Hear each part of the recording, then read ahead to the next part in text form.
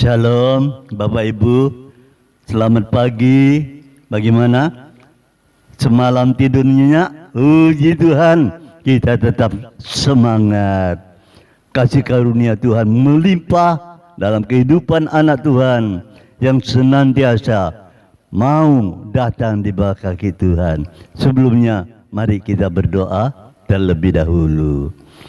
Segala kepujian, kemuliaan, keagungan, kemuliaan bagi Yesus Tuhan Allah kami. Sehingga pada malam hari ini kami dapat istirahat, kami dapat menikmati tidur dengan nyenyak dalam damai sejahtera Tuhan. Dan pagi ini oleh kasih karunia Tuhan, kami boleh bangun dengan tubuh yang sehat. Dan sebentar kami akan mendengar kebenaran firman Tuhan melalui Mana Rema setiap pagi. Kiranya Roh Kudus bantu kami membuka pikiran dan hati kami supaya kami dapat menangkap kebenaran firman itu dan kami dapat melakukannya. Terpujilah nama-Mu Tuhan. Dalam nama Tuhan Yesus kami ucap syukur. Haleluya. Amin. Puji Tuhan, pagi hari ini mari kita buka Efesus pasal 6 ayat 10. Efesus pasal 6 ayat 10. Firman Tuhan, akhirnya. Nah saudara, dimulai dengan akhirnya. Hendaklah kamu kuat di dalam Tuhan, di dalam kekuatan kuasanya. Akhirnya.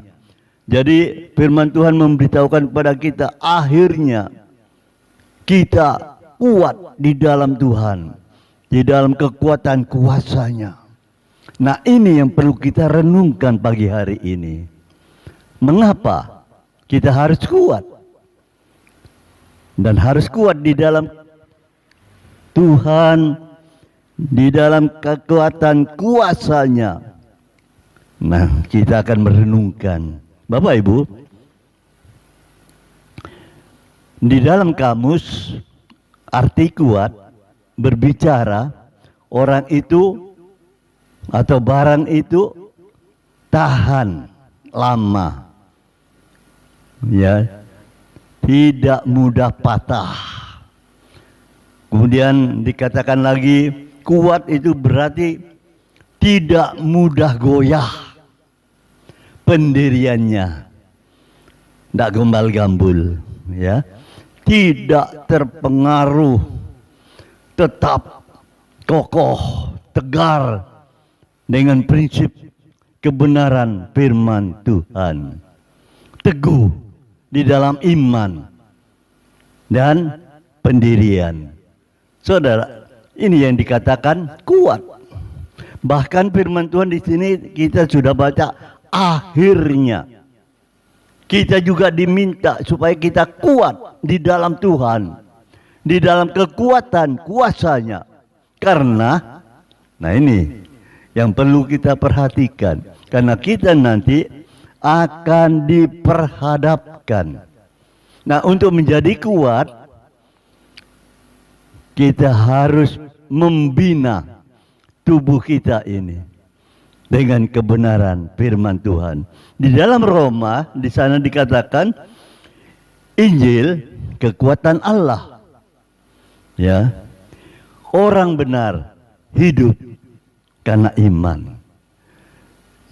Saudaraku, perhatikan, Injil itu kekuatan Allah. Jadi kita orang percaya, orang benar harus hidup dalam iman pada Injil itu.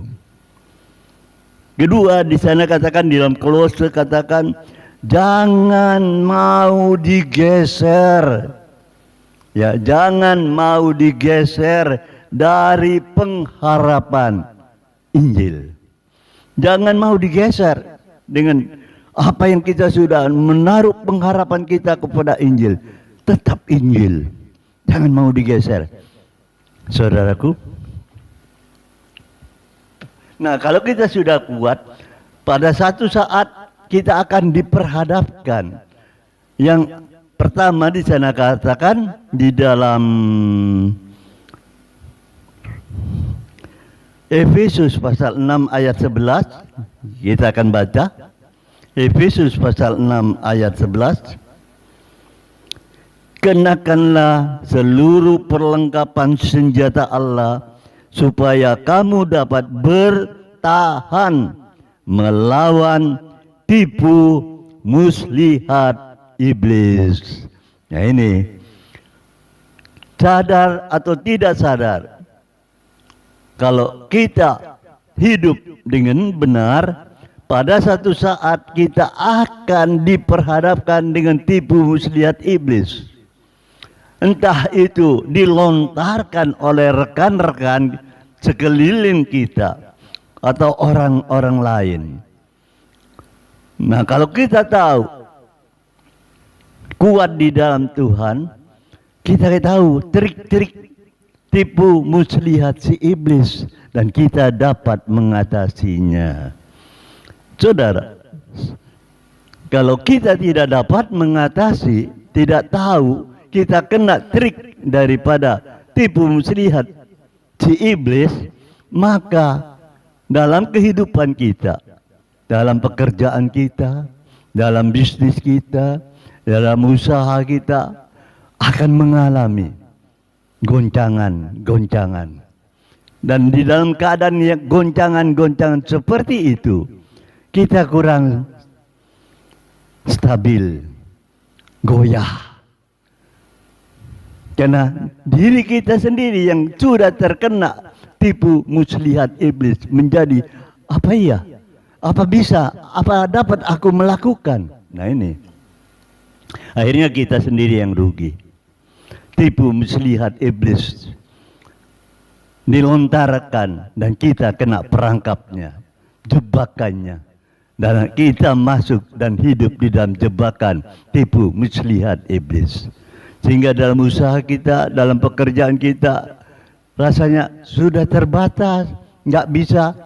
Kok orang semua pada pergi, tidak membeli, pelanggan-pelanggan semua pergi, tidak berlangganan lagi dengan kita.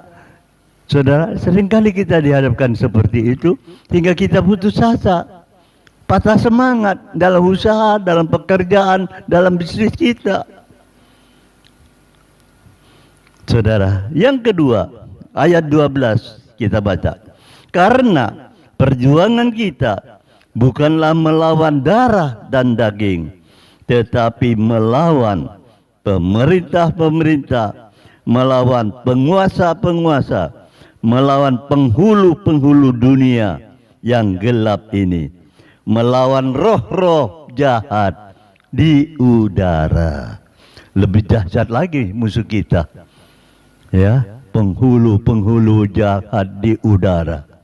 Kita tidak tahu. Ya, firman Tuhan katakan dunia dikuasai oleh si jahat. Nah, itu sebabnya kita perlu hati-hati. Bagaimana kita dapat hidup hati-hati dan berjaga-jaga selain kita hidup di dalam Tuhan kita Yesus Kristus, di dalam perlindungan Tuhan Yesus Kristus, di dalam kasih karunia Roh Kudus yang memimpin kita. Saudaraku, baru kita dapat mengalahkan penghulu-penghulu itu di udara. Selanjutnya, di dalam 1 Yohanes dikatakan, pada waktu ini adalah waktu yang terakhir.